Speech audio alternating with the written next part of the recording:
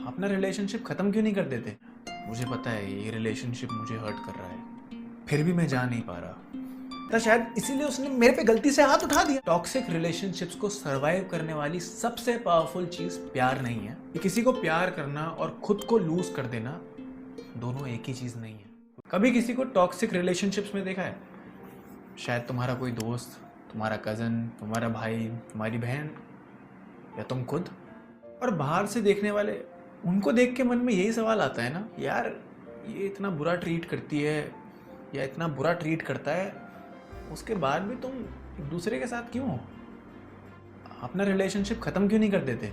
इतना ऑब्वियस है कि ये रिलेशनशिप अनहेल्दी है, मगर सच बताऊं ये क्वेश्चंस लॉजिकल लगते हैं। पर प्रॉब्लम ये है कि रिलेशनशिप्स लॉजिक पर नहीं चलते बल्कि इमोशंस पे चलते हैं, अटैचमेंट्स पर चलते हैं, होप पर चलते हैं, मेमोरीज पर चलते हैं। और इसीलिए बहुत बार सबसे इंटेलिजेंट लोग, सबसे केयरिंग लोग, सबसे जेन्युइन लोग सबसे ज़्यादा अनहेल्दी रिलेशनशिप्स में फंस जाते हैं। क्योंकि प्रॉब्लम ये नहीं होती कि वो वीक हैं, प्रॉब्लम ये होती है कि वो बहुत अच्छे लोग हैं। और आज हम इसी टॉपिक पे बात करेंगे, why good people stay in bad relationships. क्योंकि अगर तुमने कभी किसी को ये कहते सुना है, मुझे पता है ये रिलेशनशिप मुझे हर्ट कर रहा है, फिर भी मैं जा नहीं पा रहा, तो ये वीडियो उसके लिए है। You know what? The people who are stuck in bad relationships, they don't fall in love with who the person is. और ये सबसे important point है। लोग टॉक्सिक रिलेशनशिप्स में इसलिए नहीं है कि उन्हें टॉक्सिक रिलेशनशिप्स में रहना पसंद है, बल्कि वो इसलिए रहते हैं क्योंकि उन्हें पुराने दिन की या इनिशियल डेज की मेमोरीज याद आती हैं कि यार स्टार्टिंग में कितने अच्छे थे हम दोनों। Okay, think about it. कोई भी रिलेशनशिप ना पहले दिन से टॉक्सिक नहीं होता।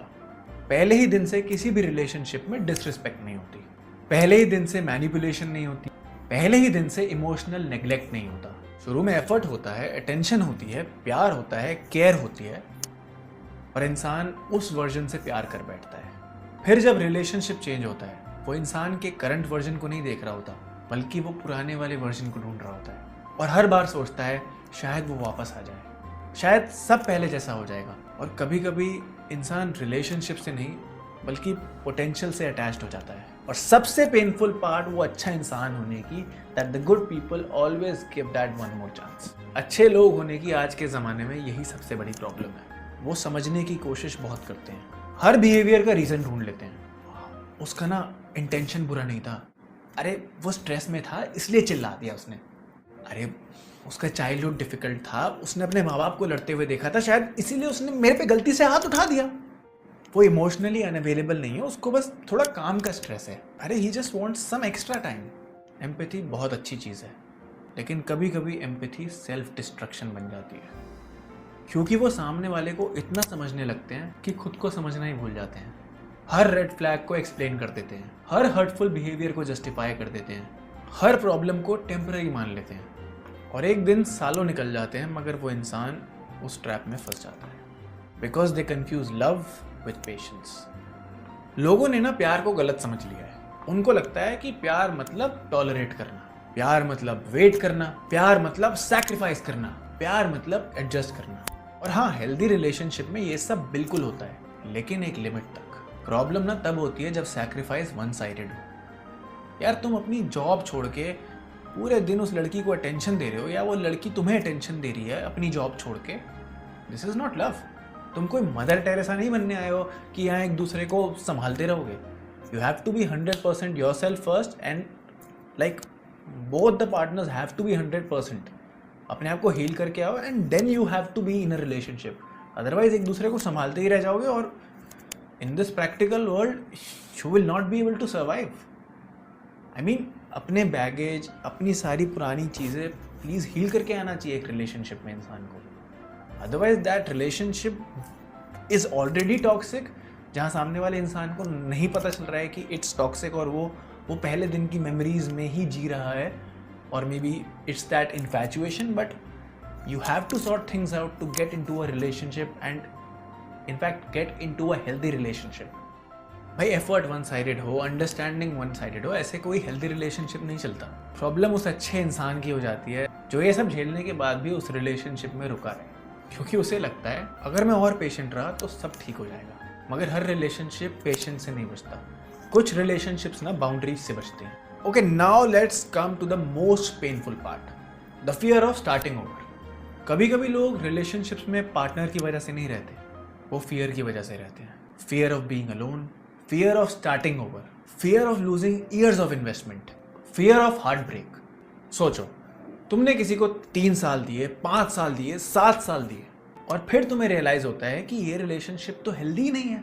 अब प्रॉब्लम रिलेशनशिप की नहीं रहती, प्रॉब्लम ये हो जाती है कि अगर मैं चला गया या चली गई तो इतना टाइम जो इन्वेस्ट किया वो सब बेकार। और इसी थिंकिंग को साइकोलॉजी में संक कॉस्ट फैलेसी कहते हैं। जितना ज़्यादा इन्वेस्ट करो उतना ही मुश्किल लगता है निकलना, इवन व्हेन स्टेइंग हर्ट्स मोर। एक और बहुत कॉमन चीज़ होती है एक टॉक्सिक रिलेशनशिप में, I can fix them trap. ये स्पेशली गुड हार्टेड लोगों के साथ होता है। उन्हें लगता है मैं उसे हील कर सकती हूँ, उन्हें लगता है मैं उसे हील कर सकता हूँ, मैं उसे बेटर बना सकता हूँ, मैं उसे बेटर बना सकती हूँ। अगर मैं उसको और प्यार दूँ ना तो सब चेंज हो जाएगा, वो हील हो जाएगा या हो जाएगी। मगर सुनो, सपोर्ट करना बहुत ब्यूटीफुल होता है, बहुत खूबसूरत है, मगर किसी को सेव करना तुम्हारी रिस्पॉन्सिबिलिटी नहीं है, क्योंकि रिलेशनशिप पार्टनरशिप है, कोई रिहैबिलिटेशन सेंटर नहीं। और बहुत लोग अपनी लाइफ का सबसे प्रोडक्टिव फेज रिलेशनशिप्स ठीक करने में लगा देते हैं। Now comes the loneliness inside relationship. कभी कभी ना रिलेशनशिप में होके भी आपको बहुत लोनली फील होता है। मैसेजेस होते हैं, कॉल्स होती हैं, वीडियो कॉल्स होती हैं, डेट्स होती हैं, मगर फिर भी लोनलीनेस होती है। क्यों? क्योंकि फिजिकल प्रेजेंस और इमोशनल प्रेजेंस दोनों अलग चीज़ें हैं। तुम किसी के साथ हो सकते हो मगर फिर भी अनसीन फील कर सकते हो, अनहर्ड फील कर सकते हो, अनलव्ड फील कर सकते हो। और मुझे लगता है रिलेशनशिप्स के अंदर वाली लोनलीनेस सिंगल वाली लोनलीनेस से बहुत ज़्यादा पेनफुल होती है। मुझे ना लगता है कि टॉक्सिक रिलेशनशिप्स को सर्वाइव करने वाली सबसे पावरफुल चीज़ प्यार नहीं है, होप है। होप कि कल बेटर होगा, नेक्स्ट मंथ पक्का बेटर हो जाएगा। अरे उसने प्रॉमिस किया है, वो चेंज कर रहा है, he is putting in the efforts, बस थोड़ा और वेट। और कभी कभी इस होप के चक्कर में इंसान रियलिटी से नहीं बल्कि होप से अटैच्ड हो जाता है। वो उस रिलेशनशिप को वैसा नहीं देख रहा जैसा कि वो है, वो उसे ऐसा देख रहा है जैसा कि वो उसे देखना चाहता है कि वो हो जाए। और ये बहुत डेंजरस है, क्योंकि होप ब्यूटीफुल भी है और ब्लाइंडिंग भी। Okay, why do good people ignore red flags? Good people usually assume that everyone thinks the same way like the way they do. और यही प्रॉब्लम है। अगर तुम ऑनेस्ट हो तो तुम अज्यूम करते हो कि सामने वाला भी बहुत ऑनेस्ट है।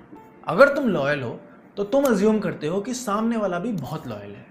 अगर तुम केयरिंग हो तो तुम अज्यूम करते हो सामने वाला भी केयरिंग है। और इसी वजह से रेड फ्लैग्स बहुत लेट नोटिस होते हैं, क्योंकि तुम दुनिया को अपने लेंस से देखते हो, रियलिटी के लेंस से नहीं। मगर लोग खराब रिलेशनशिप्स में रहते क्यों हैं?